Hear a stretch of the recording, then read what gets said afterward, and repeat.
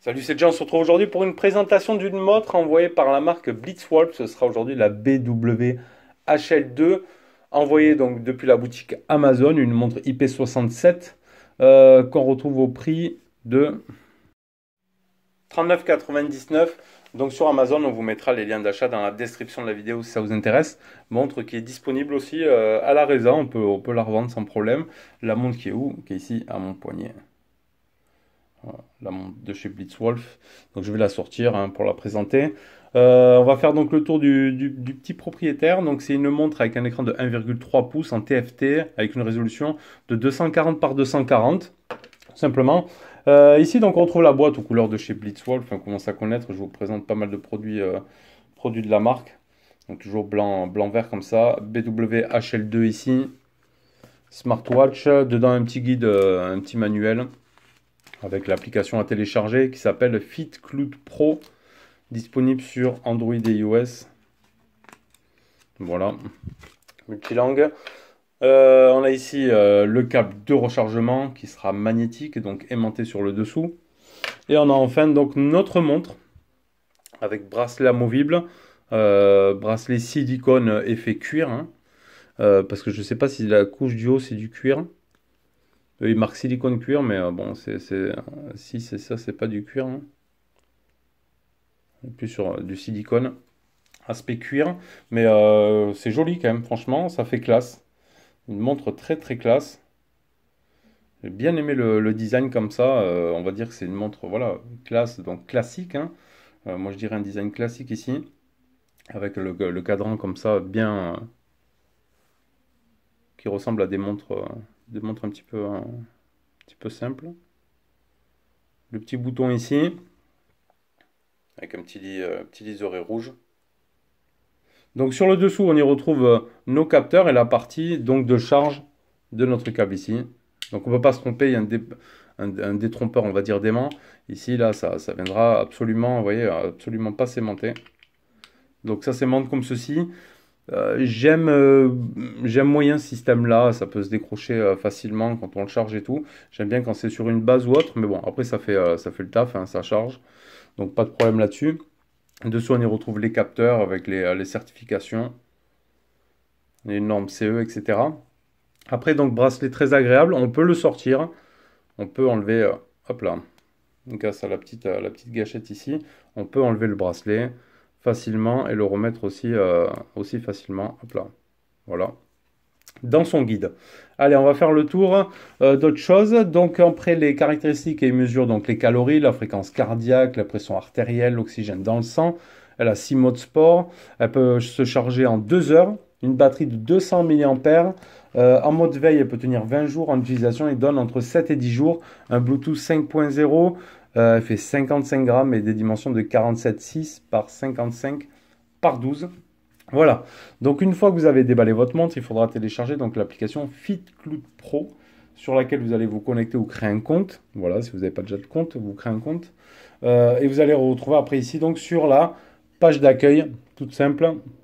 C'est vraiment simple comme application. On y retrouve ici, hop, l'étape en cours, voilà, la consommation totale de calories, la distance totale en kilomètres, l'objectif de la journée, ensuite les heures de sommeil, notre fréquence cardiaque, moi ici qui a été relevée à plusieurs moments, ici le 20 août, le 22 août, le 25, le 6 septembre, etc. Voilà, avec toutes les données, des battements par minute, etc. La moyenne la plus lente pendant la prise de tension. Donc fréquence cardiaque, la pression artérielle ici, qui a été mesurée aussi, avec toutes les anciennes données, la donnée la plus élevée, la moyenne et la plus lente. Voilà, et pareil pour l'oxygène également. Donc ça, après vous faites tester la santé, il va vous tester tous les points ici directement. Ensuite, vous allez sur devises, vous avez votre montre, donc ici qui est noté connecté. Chose que je regrette un petit peu, donc ni sur les cadrans ici de la montre, en changeant le watch face, ni sur l'application, on a le niveau de batterie. Donc on a l'affichage du niveau de batterie, mais on n'a pas le numéro, le nombre de pourcentage de batterie en fait. Voilà, là, juste la jauge. Là, on se doute qu'on a un petit peu moins de la moitié, mais on n'a pas le chiffre exact. Donc ça, c'est un petit peu dommage. On y retrouve après ici les rappels de messages. Donc message ouvert en un clic ici. Vous devez autoriser les notifications, oui. Fit, Cloud Pro, ok. J'ai changé de téléphone entre-temps. Les rappels d'appel, les SMS, courrier, le WeChat. Vous pouvez avoir le Facebook, Twitter, WhatsApp, LinkedIn, Instagram, Messenger, Snapchat, Line. Et après Viber, Skype. Donc ça, c'est plutôt pas mal. Bracelet réveil ouvert. Donc ça va être... On peut les choisir des heures, etc. Rappel sédentaire, le bracelet vibre au bout d'une heure d'inactivité. Le rappel de l'eau potable, pardon, pas le portable. Rappel toutes les 120 minutes hein, par défaut. Voilà, il va vous dire si vous voulez avoir des rappels pour aller boire de l'eau. Améliorer les mesures, le contrôle continu. Donc là, j'ai mis oui, c'est-à-dire qu'il va prendre votre fréquence cardiaque, etc. Durant toute la journée. Et après, vous pouvez choisir, par exemple, ici, ouais, de 0h à 23h59. Donc là, toute la journée, il va relever le taux. Il va faire toutes ces mesures, etc. Trouver le bracelet vibre lors de la connexion. Vous voyez, fin bracelet. Si vous l'avez perdu. Localisation du bracelet, donc moi c'est sur la main gauche, l'heure en 24 heures, et secouer pour photographier, etc. Et après on pourra faire réinitialisation d'usine si on veut de la montre. Ici j'ai mon compte, le but d'activité, on peut choisir les unités, donc moi ça va être en métrique et en kilos, etc. Les réglages, les mises à jour de la version, ici, voilà, il me dit qu'elle est déjà à jour et après on pourra se déconnecter. Donc après, vous avez l'application est vraiment très très simple d'utilisation. Il n'y a rien de plus de moins. Donc moi, ce que je trouve dommage, je vous ai dit, c'est par rapport à la batterie. Ensuite, ici, on a No Watch Face. Donc ici, avec la date, le niveau de batterie. On reste appuyé tout simplement dessus. Hop, on a les petits points là. Donc on peut naviguer de gauche à droite. Oh mince, il s'est barré.